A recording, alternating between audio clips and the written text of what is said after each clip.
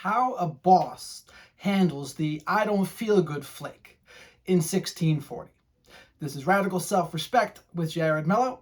Please do like, comment, subscribe, all the usual, and also have an ebook and audio book by the same name, narrated by me. So jumping right in today, I was rereading The Art of Seduction by Robert Greene. Such an amazing book, by the way. It puts me in a great frame for doing pickup, etc. But one story stood out to me because the I don't feel good flake that we get to this very day has been happening for centuries, all the way back to 1640. And there was a brilliant story about how, as a man, if we own it, go with the flow, become creative, we can do a lot with what we're given. So the story was, there was a woman by the name of Marianne Delorme. She was one of the most sought-after women in France in 1640, and to win her bed was a very high privilege. And there was a gentleman by the name of Count Grammont.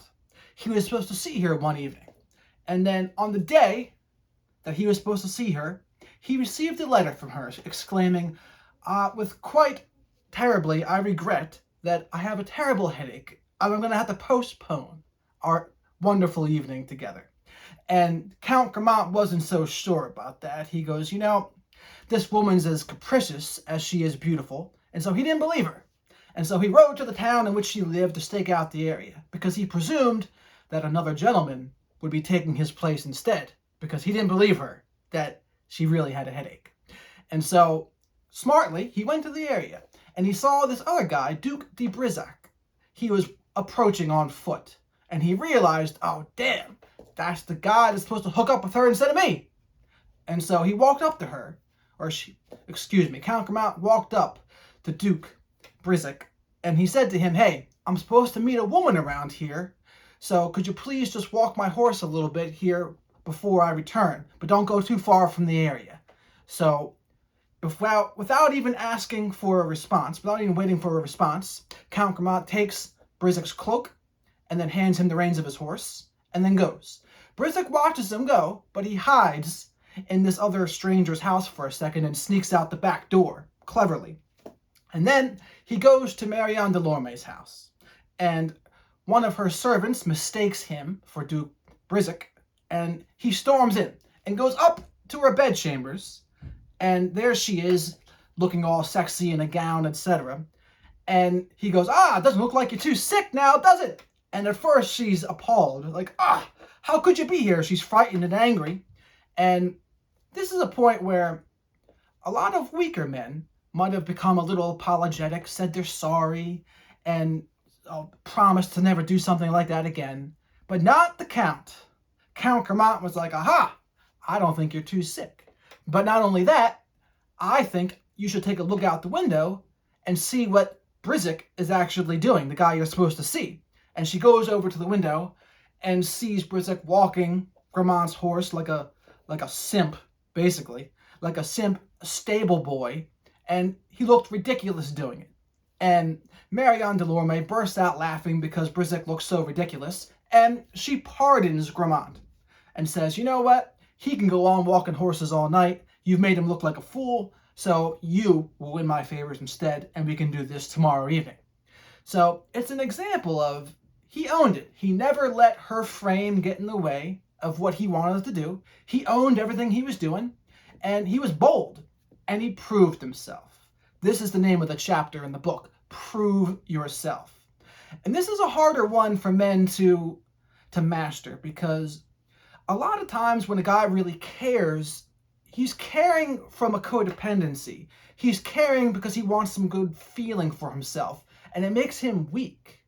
And I've noticed it's not so much about, you can show you care. You can show actions as long as they're bold, as long as they appear powerful and dominant, all can be forgiven. But when you show weakness, when you show insecurity, when you seem apologetic or weak, those things are not forgiven. And you see this all the time. A lot of guys, as long as they own, even if it's a weak behavior, as long as they own it and go forward with it, it's like, it becomes 1,000 times more likely to be forgiven. And so, as you can see, men have been dealing with the I don't feel good flake for hundreds of years.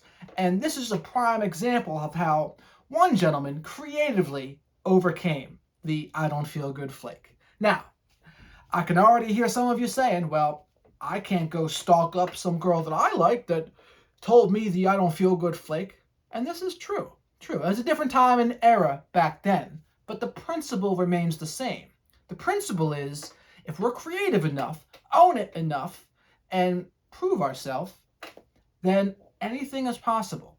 And as long as we have the proper frame and the proper mindset, all can be overcome.